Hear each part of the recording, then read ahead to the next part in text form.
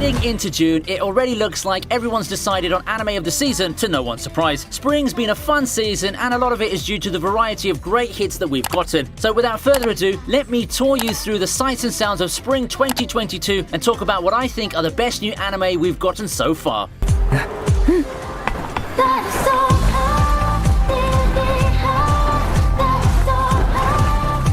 Bubble has two things going for it. The all-star cast filling out the production team is the first one. The second is the production quality as expected from an anime movie. A beautiful world brought to life through its vibrant soundtrack and astonishing art quality. One thing I didn't know until watching it was how this movie is inspired by The Little Mermaid. Yet I also find itself going down the route of various anime movies. Look, there's Weathering with You weaved into this tale of learning to be human and something like that. I feel that the talents of the production team showed, especially in the presentation aspect of it, but I must concede that the plot is just decent. Passable, but not something mind-blowing like what we've seen from Urabuchi. Still, that doesn't mean I didn't like the movie. It's a good and fulfilling way to pass the time, and for some context, when I used Urabuchi's name, I was talking masterpieces like Fate Zero, Psycho Pass, or Madoka Magica. Taken in a vacuum, Bubble is still a great, touching movie that we can recommend to the family.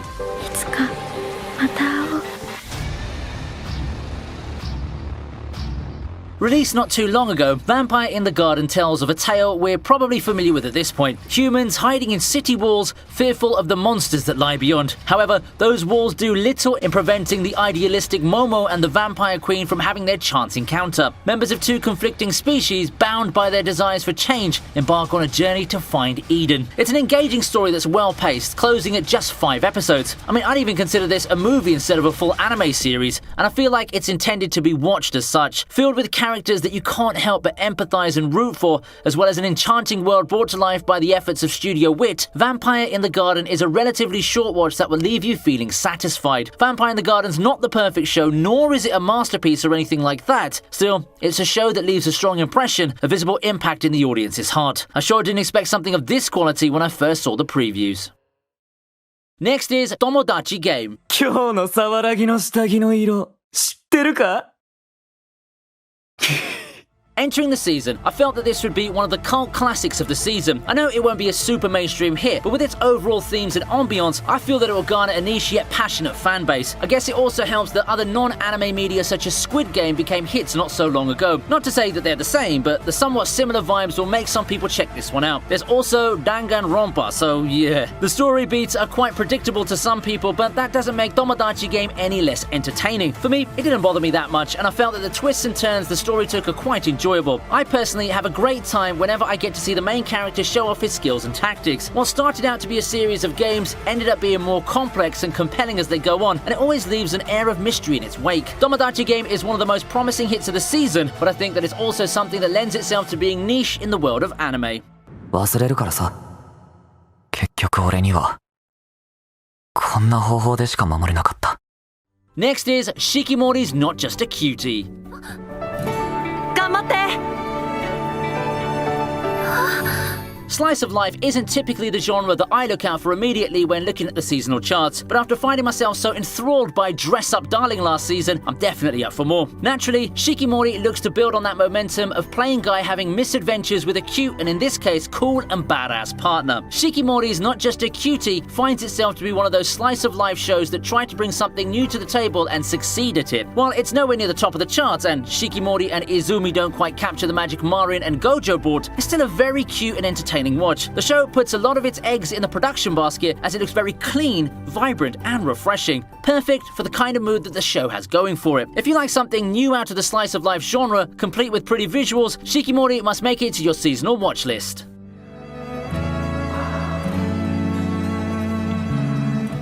隣の席よろしくね。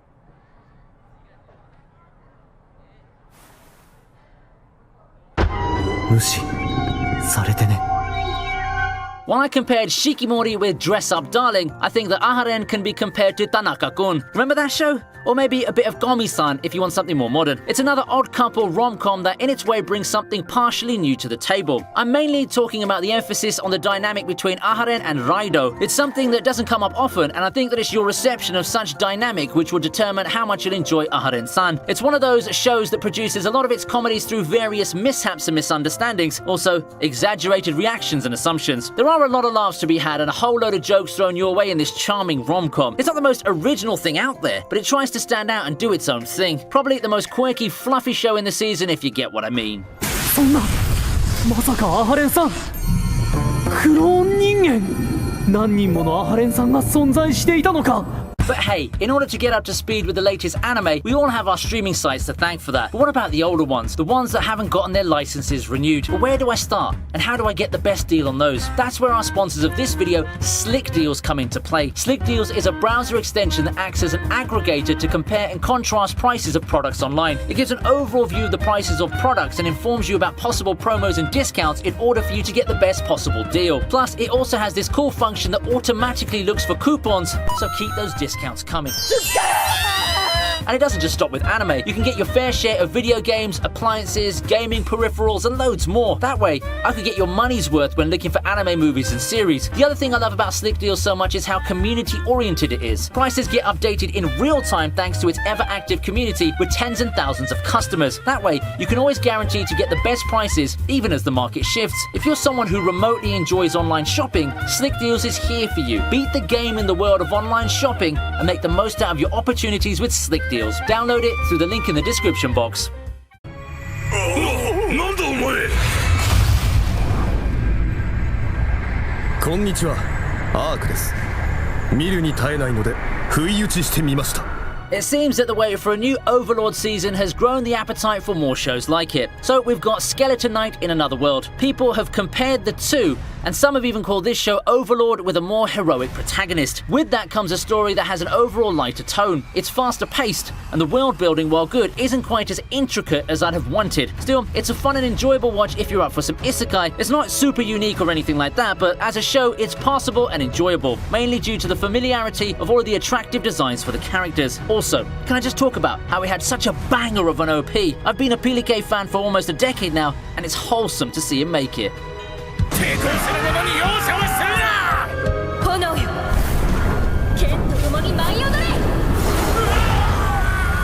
Before we hit the last three, let's look at Washi.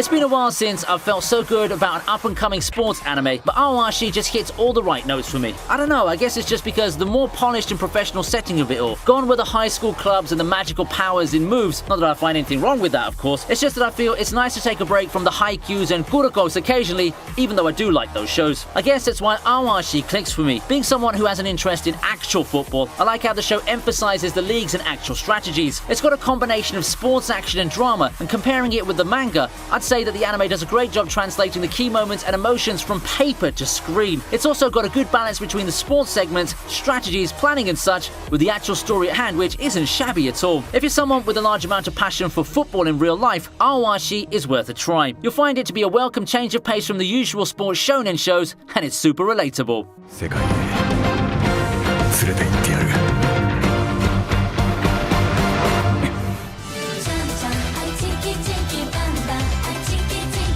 Now this is a show that completely flew under my radar in the pre-season preview. Who knew that a story about a reincarnated Chinese general trying to fit in with the modern era would be so entertaining? I know manga readers did, but this was a case of not judging a book by its cover. Your boy Kongming's strength comes from how lovable the characters are. Kongming's bond with Iko carried the series for me, and it's due to the combination of his wacky way of applying his centuries-long wisdom in strategy, as well as Iko being such a great protagonist to root for. It's a plucky underdog story, but with its own unique comedic flair. I expected your boy Kongming to be a fun comedy with an underdog plot after looking at the previews, but never did I expect it to grip me this much, to make me feel for the characters this much and root for them as if I had real stakes. To me, that's one of the hallmarks of great anime.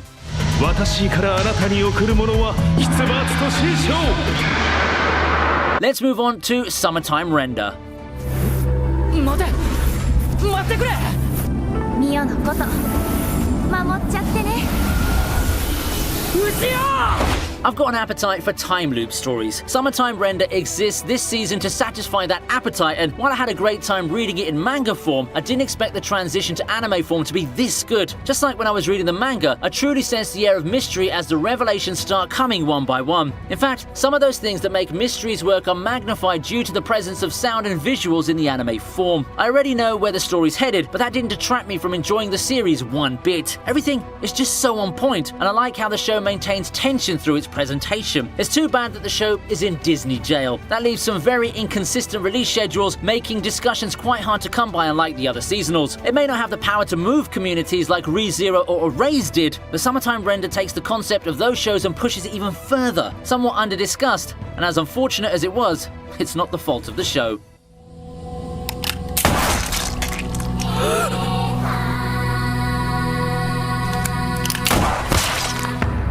Surprise, surprise. Spy Family's at the top of our list.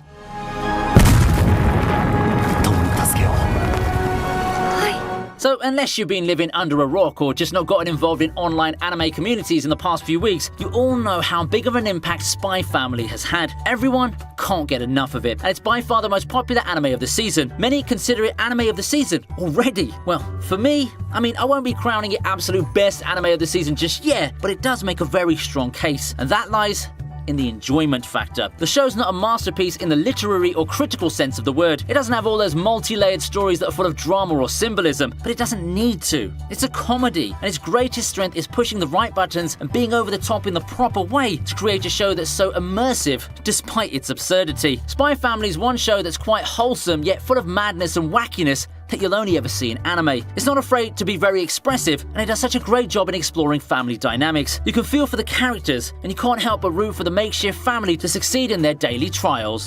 この生き物について外交しかり相手を知ることが和平への第一歩。アーニャを知ると世界が平和に。